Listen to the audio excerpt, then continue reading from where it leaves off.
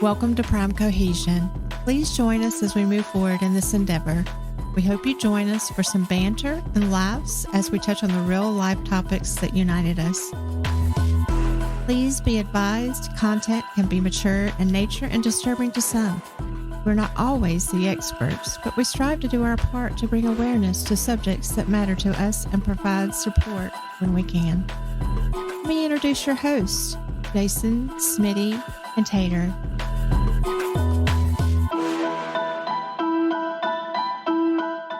Did you watch the TikTok?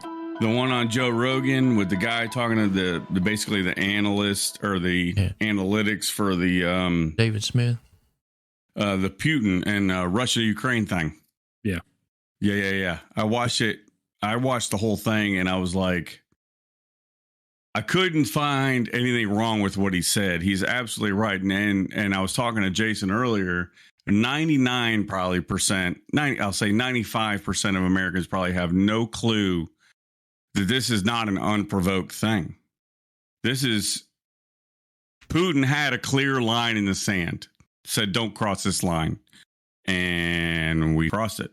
and you know what? We do it every time, boy. Yeah, that's what I'm saying. So, yeah, it was a huge America. Yeah, but it's what we do all the time. But at the same time, it's like all these people are thinking that Putin's just this crazy madman, and I'm like, he's a madman, but he ain't crazy. He's got a clear plan. You know what I mean? Either. I don't think he's crazy. I don't think he's a madman. I think he's a little off.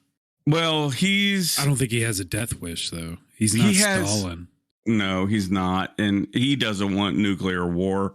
But at the same time, he also doesn't want people taking what he believes is his. You know what I mean? Right. No, I agree.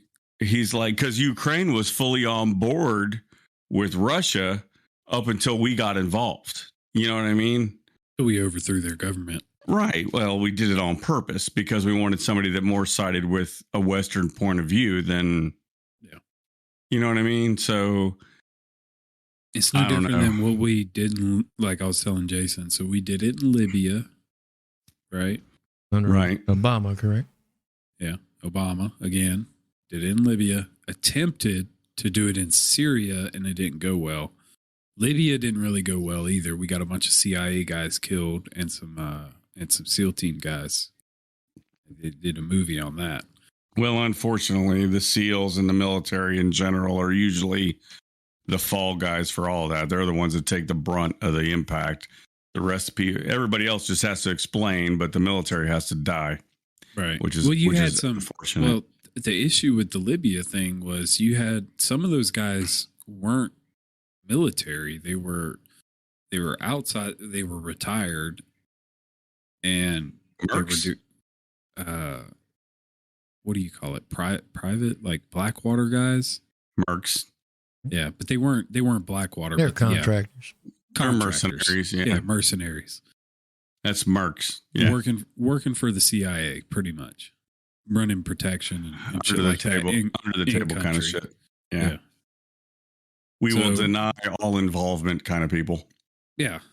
So you had those guys. They tried to do it in Syria. It didn't work. I think Gaddafi was Libya. Can't remember what the Syrian president was, but he's still there. I don't know why we flipped Gaddafi. Hell, we put him in power the first time. That's a whole different episode. Yeah, that's a whole nother conversation. But yeah, going back to Ukraine. See, I didn't know all that. I wasn't paying attention to it. I didn't know that Obama. He did a good job piecing it all together. Yeah. But I want to say Gaddafi was Libya. That sounds right. And and here's the thing. All right, whether we do it full force like we did Iraq, or we go in and we try to do it covertly with the CIA, it never ends well. Like, we've never learned our lesson. I don't understand it. Well, none of it ends well, but the reason we don't ever understand it is because there's so much money at play behind the scenes in just different interests. You know what I mean? A lot of it's oil. Sure. A lot of it's oil, but there's a lot of other bullshit that's at play that we don't ever hear about. That, if you think about it, if somebody said it, you would think it was minor, but in the grand scheme of things, to somebody, it was major. You know what I mean? So it was like, all right, we're going to go fucking take lives because of this. And if you heard about it, you'd be like, really? They did that because of that? Yeah, but a lot of times you don't get the truth. Oh, we never get the truth. We didn't get the truth in Iraq. Mm. We didn't get the truth in Iran. We didn't get the truth anywhere, really. Afghanistan, Iraq, Iran, Syria, Libya, Somalia. You don't really get the truth anywhere. You get what they want you to hear because they have to justify it. They have to justify the reasons. Sure. I get that. But my issue with it is you're putting my brothers and my sisters in harm's way to do it. Yeah. Unfortunately, we're just pawns. They don't give a shit. They're following other interests. There's so much money at play. And yeah, like, okay, for instance, okay, you brought up Somalia. Yeah. Black Hawk Down. Yeah. When was that? It was 90s. It was 90s. I think it was early in Clinton's tenure. Yeah. What did we gain? Nothing. Has it changed? No, nothing's changed. Afghanistan. That's been a hot pot of shit. What we've gained is it's been a hot pot of shit for 1,000 years. But I'm saying we went in 2001 after 9/11. It's 2022. What has changed? Well, if you go back to the 90s, because it was Afghanistan originally, before Desert Storm. I agree. It was because Russia and Afghanistan were in bed together. Russia was funding Afghanistan. Russia fought a war there to get the Taliban out in the 80s and 90s. And we backed the Taliban at the time against the Russians. We supplied weapons. That's what I'm saying. Russia and Afghanistan have a history that I agree. I agree 100%. I'm not debating that at all. I'm not debating any of that. I'm just saying simplistic facts. We went into Afghanistan in 2001. It's 2022. What has changed in the 21 years since? Yeah, I hear what you're saying. The body count. Body count. That's it. Vietnam. I remember before I joined the Marine Corps in 94, I remember being on the corner in my hometown in 1991. Smitty, let me ask you a question. Go ahead. Legit. Why did you join the Marine Corps? Like, your heart of hearts, why did you do it? It was my way out. It was my way out of my hometown. I needed something. I needed a direction. To be perfectly honest, if you want the whole story, my father was in FBI Academy at the time in Quantico, Virginia, near headquarters Marine Corps. And I was 19 years old, 18, 19 years old. I had no direction. I didn't know what the hell I was going to do with my life. We went to Quantico, Virginia to see my dad graduate from the FBI National Academy for his tenure when they invited him up there to go through FBI Academy school. And we drove through Quantico, Virginia, headquarters Marine Corps. And I saw all those Marines and I was like, you know what? Fuck it. That's what I want to do. And that's fair. That's fair. Why I did it. And I think that's 90% of guys who join the military. It's like, this is my way out. This Yep. is, I can get a free education. It's Give you direction, basically, and patriotism. I was a huge patriot too. I was on the corner, like I said, in 1991. I was on the corner in my hometown, waving the American flag, praising the troops when we first invaded in Desert Storm. Yeah, I was just a huge patriot. Yeah, and I'm not saying there's anything wrong with that. Don't get me wrong. I'll support our military till the day I die, Right? No matter what. Because it's not those guys' decisions where the government sends them and what they do. No, right, not at all. So I don't hold a grudge against them. Similar to the way the country did when guys came back from Vietnam, right? Because they hated them for whatever reason. You know, they spit on them. They spit on them. They hated them. They didn't like them. And those guys, a lot of those guys had no choice in the matter. They were drafted. Yeah, exactly. So, and that's my thing, is like, if you look back post World War II, where have we really made a positive impact in the world? Well, we did liberate and cause an impact on a lot of countries back then, especially in after World War II. Well, Vietnam was more of a... Well, most people don't understand Korea and Vietnam. I don't even know what they teach in school today. Because there's a big difference. That was to slow down the spread of communism more than anything. Well, Korea technically wasn't even a war. If you look it up, it was the Korean conflict. Oh, they still don't consider that a war, but Vietnam wasn't a war either. Neither was Iraq. None of those were a war. Declaration of war was never declared.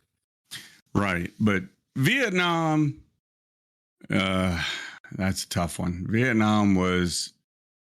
It was the Red Scare. Black Hawk Down those guys was that went, October the soldiers 3rd. had nothing to do with that lie. You know what I mean? No. They were there doing what they thought was right. And I think us being allies with the French didn't help in Vietnam. Now, there was a lot of things that didn't help in Vietnam, but... And then in Korea, I'm going to back off Korea because I haven't researched Korea as much as I have Vietnam. My biological father was in the Korean War. He was, well, the Korean conflict, whatever you want to call it. That was 53 to 50. 6? 5, 6?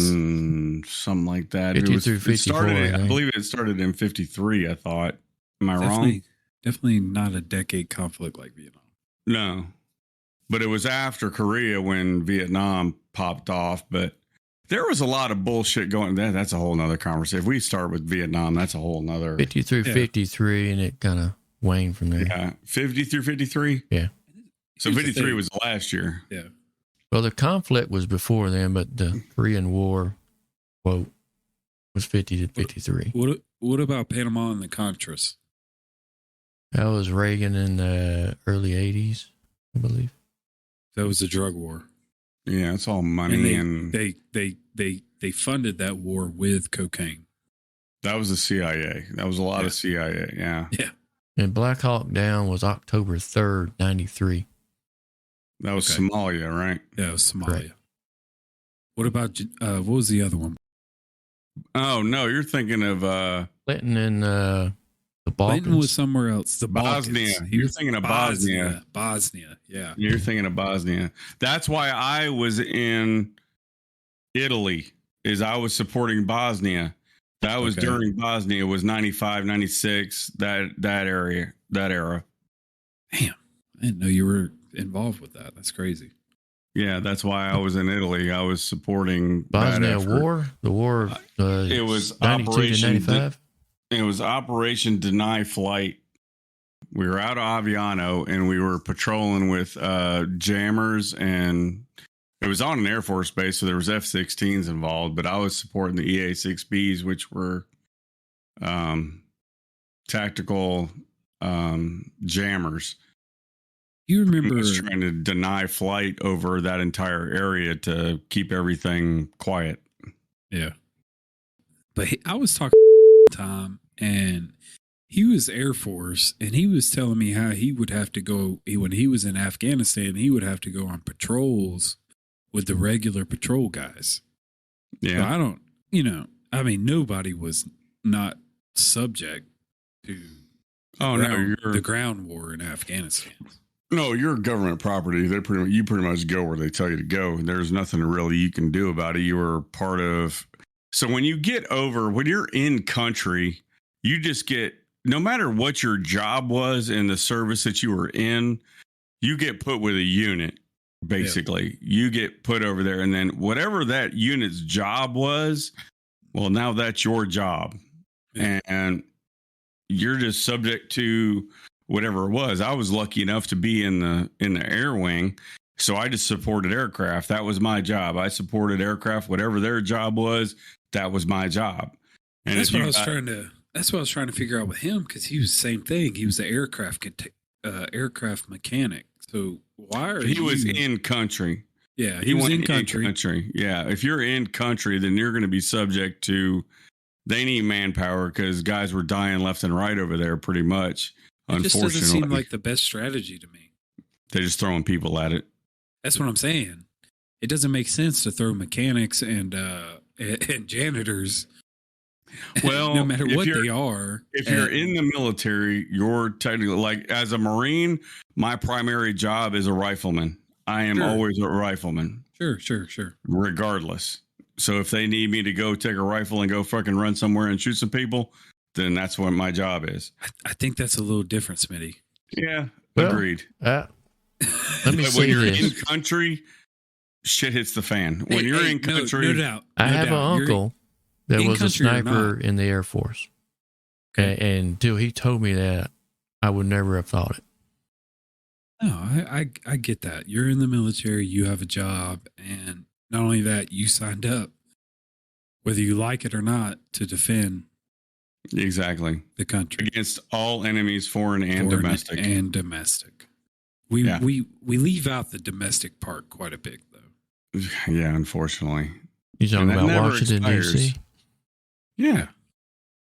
That was what I took my oath. When I took my oath, I stood in that room and swore that I would defend this country against all enemies, both foreign and domestic. That was part of the oath. That doesn't expire. Yeah. It never expires. Yeah. Congressmen and senators take the same oath. Yeah. And they don't give a fuck about it. That's the unfortunate byproduct of capitalism. Everybody just wants money. Capitalism works. I wouldn't blame capitalism. Capitalism is the vessel. Greed, is the desire. I agree. There's a lot of greed in this country because the opportunity is there, and I think that's one of the main reasons. It's not just because of greed; it's because greed and opportunity. Yeah, depending on how you're positioned in any economy, you can take advantage of it. There is no reason on the face of this earth why people in Congress that regulate certain things should be allowed to have stock. It is not right. You regulate that economy. How can you possibly have a say in any of this if you own it? It doesn't make fucking sense to me. No, at all. And why are they? If it was me and you, we'd be charged with RICO probably or something else.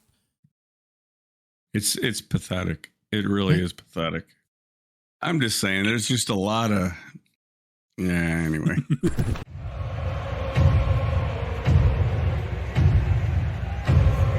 It's Smitty from Prime Cohesion. Want to congratulate the Braves on their 5th consecutive National League East championship.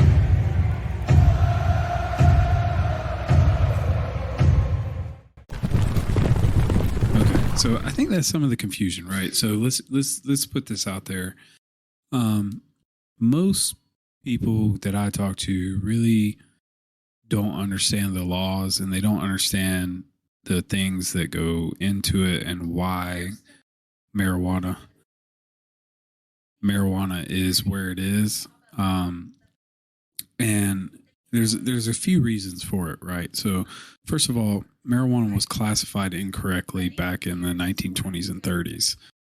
And secondly, once it was classified that way, and then you had a lot of other laws that contributed to it, and they made it a very easy target for mandatory minimums. Now, something else that you have to remember in this conversation is that there's a lot of for-profit prison systems out there. Right? All the prisons are not federally run, and they're not all state run. A lot of them are private businesses contracted by the states and contracted by the feds. So if you take that into account and then you see what the low-hanging fruit is when marijuana usage is almost, I would say, somewhere in the 80 to 90% acceptance range, you can see why it's low-hanging fruit. Now, on the other end of that, you have it as a Schedule 1. Schedule 1 is the highest rated. We talked about this earlier. Schedule 1, 2, 3, 4, 5. Schedule 1 is the highest, and it has the most harsh sentences. So it's up there with, I believe, LSD, heroin, and fentanyl. Or fentanyl might be a level lower. Fentanyl's down. They got X up there. PAOD, that's the one. Yeah. Just the whole schedule 1 through 5 is screwed up. And you wonder why people scratch their head in the idiocracy of our system, especially those in charge. You got fentanyl, which is the number one killer in the world. Well, let me correct myself. In the United States. Definitely in the and United it's only States. a Schedule right now, 2. It's the biggest. Yeah. With cocaine. And a few other things. You got oxycodone. Which is basically synthetic heroin. Right. And that's what... The whole list from the bottom up, like you got tramadol, Ambien, and Ambien I can understand being down there with Xanax. But tramadol typically is what leads to the next level of addiction, which is oxy. And you start shooting oxy, then you get into fentanyl and meth. And you're pretty much dead at that point. I mean, most people don't survive. I mean, you hear about the rehab stories. There's a lucky few, but it does not end well. And you got marijuana at the top of the list with heroin, which heroin was a 60s drug. With LSD, it's not that common anymore. No, it's not. It's definitely not, because you got the oxycodone and the fentanyls of the world. Yeah, and it even has in parentheses on the DEA website for fentanyl. White China. I mean, Come on. We know where it's coming from. It's coming over their southern border, but we do nothing about that either. Exactly. That's another big problem. But I don't know if you remember this. I do, because it's more recent. The messaging. I think you probably went to. I don't want to age you, anyways. But you were around in the 80s. I wasn't. So you remember the just say no and the drugs are bad and and here's the thing that I always the crime dog McGruff and all that. Yes. Yeah. Here's the thing one that I always heard that always just perplexed me even as a kid was that marijuana was a gateway drug. And looking back on that now, I think about it and I'm like, no, marijuana wasn't a gateway drug. It was just the most readily available and cheap thing for kids to get their hands on at the time. Yeah. And I think it's still at the time amongst teenagers and young adults, it was generally accepted. So to say it was a gateway drug is, I'd have to look up the statistic, but I want to say nicotine is just as addictive as heroin. Depending on who you ask. It's funny you say that. If you ask the right guy, they'll tell you golf is more addictive than cocaine. So, yeah, that's a different story. Yeah. But let me read a quote here from President Camacho. Sending people to prison for possession of marijuana has upended too many lives and incarcerated people for conduct that many states no longer prohibit. As I said before, no one should be in jail for simple possession.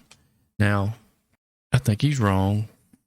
I don't think anyone in federal prison been indicted, arrested, placed there for simple possession. Not since 1970. I would say there might be someone in there that plead down to simple possession on a plea bargain to get a bigger fish that was trafficking. Yeah. And my question is, who in the hell are they about to let out of jail? Because you're not in federal prison for patty cakes. Those are hard timers, not nobodies. Yeah. So what blunder is this that they're doing again? Is this the way that they break the country in half with crime? Yeah. So the definition, for those who don't know, the definition, according to Carmichael Legal, of simple possession is of a controlled substance generally involves a small amount of drugs that were intended for personal use rather than for sale or to another person. Possession can be proven through actual possession, such as having the drug in your pocket, or by constructive possession in your car, in your wherever you are in your system. You can have possession by consumption as well, for those who don't know. Okay. So alcohol. With that being said, in Georgia, I do not know of any department currently, I could be wrong, there might be a couple out there, that will even arrest you for simple possession. They will give you a ticket to appear in court, and that's the extent of it. Yeah, I think a lot of counties have moved away from arresting people for that, but I think there are some. If you end up with a large amount, I'm going to say large, I don't know the exact weight of whatever this is or that is, so not to get into semantics here. Over an ounce is considered a possession with intent. Possession with intent, but we're still not at the point of trafficking with that amount. No, you'd have to have quite a few. Okay, so it's all misdemeanors at that point. Do you have, multiple offenses? I don't know the law on this very well, but possession with intent is a felony. Okay. So if you're rolling around with a blunt in your cigarette pack, you might get a ticket, and you might not, depending on if you're being an asshole or not to the cops. Basically what it boils down to. Is that correct? Yeah, and even, I think, to be honest with you, I think in some counties they look the other way if it's, even if you're right at the limit. All right, so I think the broader spectrum is, to keep it simple, less than an ounce, you're getting a ticket. Over an ounce, you're going to jail. I'm still perplexed who the president is about to let out of jail, and they're saying thousands of people. It's like 6,500 people. Whatever the magic number is in his head, or if it even is in his head. Who are they about to let out of jail this time? Right. They've already boosted the crime in the country since he went into office by fourfold. What's next? Yeah, I'm not saying these people don't deserve to get out of jail. I don't know each and every one of them. Yeah, obviously we don't know the case history of what's about to happen. And we may never find out the truth. But it's frightening to hear them say simple possession, because we all know that's not the case. It's never, no. Not in federal prison. You're not in federal prison for simple possession, like I said. If you're in federal prison for simple possession, you pleaded down, and you shouldn't be in this conversation. Let's do this. Let's paint the picture, right? If you got arrested, let's just say hypothetically you got arrested for what they're calling simple possession. Why? Let's ask the questions. Why were the feds involved in the first place? Because usually in those cases, it's local police or local detectives, or maybe even it could be DEA, because DEA is a federal agency. So in my mind, that tells me that you were around some nefarious people who were probably doing things a lot worse, and you got caught up in it. Exactly. Big fish. Yeah. The feds don't go after the guy on the street corner selling joints. No, not unless the only time I could see the feds going after someone like that is if they have really good knowledge that, like you said, it's going to lead to someone much, much bigger. And that's usually, and the crazy thing is, though, the funny thing about that is that's usually like all these stories. If you watch Cocaine Cowboys, any of the Cocaine Cowboys stories, or stuff that went on back then, even George Young, the guy the movie Blow was about, his best friend from his childhood best friend sold him out. And in one case that I saw, it was the husband of one of the Medellin cartel distributors that sold everybody out. And it was just, the thing is, you never really know.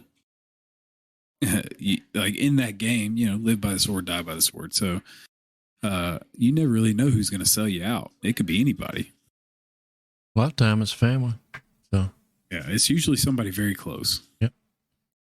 I say this just to make my point. I think not so much the pardons or anything. That's one issue with the situation, but the other issue is he says they're gonna look at the schedules. That's not really what I'm looking for. I'm looking for decriminalization at a federal level. Let the states handle it state by state cases for marijuana. Now that you want to look at the schedules for the rest of the drugs, go right ahead. But I'm looking for a strict across the board, federally decriminalize it, take it off the schedule list, let the states handle it on a case by case basis. Yeah, they definitely got to do something with the schedule because this thing's broken. Anyone with an IQ over 50 can read this and go, this is ass backwards. I mean, it makes no sense. Like it makes no sense. It's not just that. There's that's a whole nother conversation. We still have dry counties out there in the U.S., which is wild. Well, we still can't buy till after 12 noon on Sunday in Georgia. So yeah, go figure. It makes no sense. Yeah. You still have dry counties in Georgia. Somehow that doesn't surprise me. Yeah, I mean, this is just the way the schedule's written is for financial use. Someone's benefiting from this schedule. Because I know people who have died and had problems with the drugs on this list, and they start down at the very bottom and you end up at the top. Yeah. It's now that I've taken 10 minutes to read the schedule based off this little gaffe from the president, it's appalling to me personally. Yeah. No, and I feel the same way. Minus the one. I take issue with the one. The rest of it. That one makes no sense to being on where it is on that schedule. And I could care less about it. Either way. Except for that's what I'm saying. It means nothing to me. Most people, if you ask a cop when you come up on a guy that's stoned driving a car, it's not like someone drinking alcohol that's all over the road that's dangerous to others. They drive real slow. They're paranoid. They're damn near in the lane. They're like grandma driving. That's the dude that's stoned, in case you did not know that. Yeah. You know what I mean? And that's how you spot them driving. Yeah. Well, most people who are inebriated in that way think, slower is better, you know? Yeah, but they're from one ditch to the next. Yeah. Stoners don't do that. Or at least in my experience. That's what I'm saying. That being said, there's obvious issues with the drug scheduling that we don't agree with. For those of you out there listening, you'd like to look into the drug scheduling yourself, you can go to the DEA.gov website and it'll go into further detail about scheduling and the details of why those drugs are classified where they are. Thank you for your patronage. Please share the podcast or tell a friend about it. You're listening to the program to help us support first responders and veterans alike. Stop by and check us out on Facebook. For those who would like to donate or subscribe to the program, you can do so at redcircle.com/Cohesion.